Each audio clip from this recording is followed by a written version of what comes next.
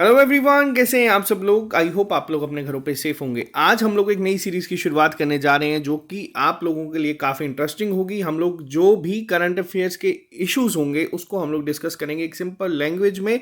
आज ये पहला लेक्चर है। कमेंट बॉक्स में ज़रूर लिख के बताइएगा कि आपको एक लेक्चर सीरीज कैसी लगी और आप चाहते हैं अगर हम इस लेक्चर सीरीज को कंटिन्यू करेंगे। आज हम बात करेंगे बॉर्डर डिस्प्यूट के बारे में जो कि असम और अरुणाचल प्रदेश का काफ़ी लंबे समय से चलता आ रहा है। आमतौर पे अगर मैं इंडिया की बात करूं तो बॉर्डर डिस्प्यूट स्टेट्स के बीच में, इंटर स्टेट डिस्प्यूट कॉमन है बहुत सारी स्टेट्स के बीच में, आप लोगों ने देखा होगा, जिसकी एक एग्जांपल पंजाब, हरियाणा और हिमाचल प्रदेश भी है।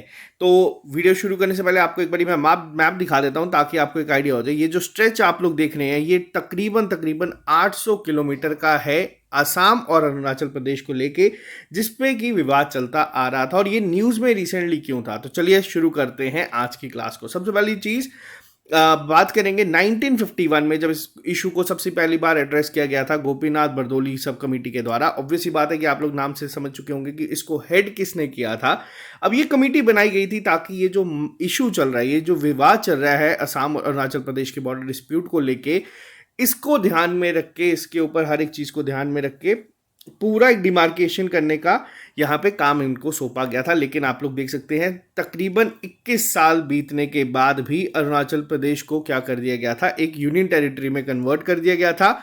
और उसके भी बाद 7 साल के बाद 1979 में एक हाई पावर ट्राइपार्टाइट कमेटी बनाई गई थी जिसका काम ये था कि वापस से जो ये 800 किलोमीटर का बॉर्डर है, इसको जो एक डिस्प्यूट है इसको रिजॉल्व किया जाए। तो यहाँ पे 1983 और 1984 में उस कमिटी ने डिमार्क करा 489 किलोमीटर का बॉर्डर, लेकिन जो बाकी का इशू था वो अभी भी वहीं के वहीं था।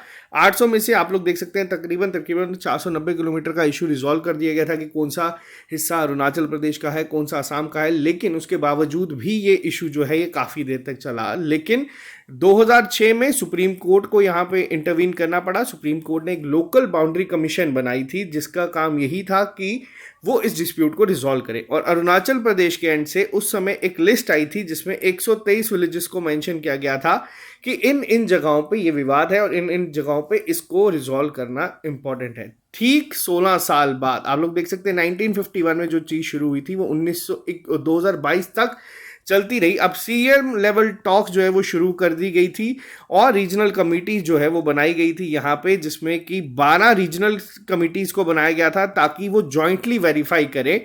उस कमिटी ने भी 123 में से 34 विलेजेस का जो इशू था वो रिजॉल्व कर दिया। लेकिन फिर भी जो विवाद था वो चलता आ रहा है। और ये न्यूज़ में क्यों है, देखो अब आपको यहाँ पे एक इंपॉर्टेंट कमेटी का नाम याद रखना है जिसका नाम है नामसाई डिक्लेरेशन। इस डिक्लेरेशन के द्वारा जुलाई 2022 में एक एमओयू साइन किया गया था जिसमें जो 60 विलेजेस हैं उनको किया गया था अरुणाचल प्रदेश के पास, कि जो विवादित थे या जिस पे डिस्प्यूट चल रहा था उसमें 60 विलेजेस को अरुणाचल प्रदेश को दे दिया गया था। लेकिन इसमें भी एक यहाँ पे चीज़ थी और कहा गया था कि जो बाकी का डिस्प्यूट है वो 6 महीने में रिजॉल्व किया जाए, जो कि बहुत हद तक अब रिजॉल्व होने की पोजीशन पे खड़ा है।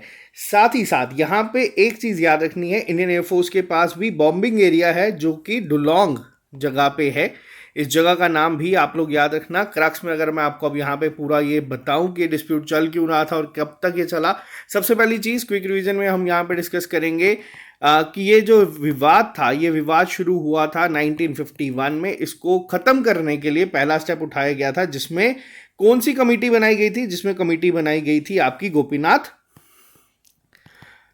बरदोलई सब कमेटी, जिसको गोपीनाथ जी ने ही हेड किया था 1951 में। उसके बाद यहाँ पे चीज़ें क्या हुई, 1972 पे अरुणाचल प्रदेश को यूनियन टेरिटरी बना दिया गया और 1979 अप्रैल में एक अलग हाई पावर्ड ट्राइपार्टाइट कमेटी बनाई गई कि इस इशू को प्रायोरिटी बेसिस पे रिजॉल्व किया जाए। लेकिन आप लोग देख सकते हैं 1951 से 2023 यहाँ पे होने वाला है और ऐसा नहीं है कि किसी कमेटी के एंड से पॉजिटिव आउटकम नहीं आया था। यहाँ पे ऑलमोस्ट 50% से ज़्यादा का जो एरिया था उसको रिजॉल्व कर दिया गया था, बट कुछ जगहों पे विवाद चलता जा रहा था जिसमें सुप्रीम कोर्ट ने भी इंटरवीन किया। लोकल बाउंड्री कमीशन बनाई गई यहाँ पे ताकि ये इशू को रिजॉल्व किया जाए। अरुणाचल प्रदेश ने जो लिस्ट दी थी वहाँ पे 123 विलेजेस मेंशन थे। 2022 में सीएम लेवल टॉक्स और रीजनल कमिटीज़ बनाई गई। अब यहाँ पे ये था कि आप लोग अपने अपने रीजन रीजन की अपनी अपनी कमेटी बना दो, कोई अरुणाचल प्रदेश बनाएगा, कुछ असम बनाएगा, और वो लोकल जो ओरिजिनल कमिटीज हैं वो वहां पे करेगा, और जिसकी वजह से जॉइंटली वेरीफाई करके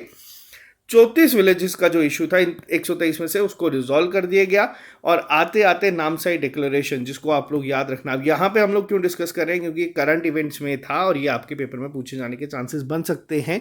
तो इसीलिए अगर आपको आज का लेक्चर पसंद आया है तो आप लोग कमेंट बॉक्स में जरूर लिख के बताइएगा। और इसी तरीके से हम लोग एक शॉर्ट वीडियोज में आप लोगों को जो भी करंट इवेंट्स चल रहे हैं, जिसमें अगला टॉपिक हम लोगों का होगा जो मणिपुर में बहुत ज़्यादा अभी इशू चल रहा है, उस पर हम लोग बात करेंगे। फिर इसी तरीके के शॉर्ट वीडियोस हम लोग आपके लिए लेते आएंगे। कमेंट बॉक्स में ज़रूर लिख के बताइएगा। अगर आपके 5 से 7 मिनट के लेक्चर्स चाहिए तो हम इस पर काम करेंगे। Thank you very much. आज के लिए सिर्फ इतना ही। मिलते हैं जल्दी नए लेक्चर के साथ। होमवर्क लिख के जाइएगा कि आपको बताना है असम और अरुणाचल प्रदेश की कैपिटल क्या है, इस समय यहाँ पे गवर्नर कौन है, और साथ ही साथ आपको कमेंट बॉक्स में इनके सीएम का नाम भी लिख के जाना है। तो चलिए, ऑल द बेस्ट। मिलते हैं जल्दी नए लेक्चर के साथ। अभी के लिए दीजिए इजाजत। Have a nice day.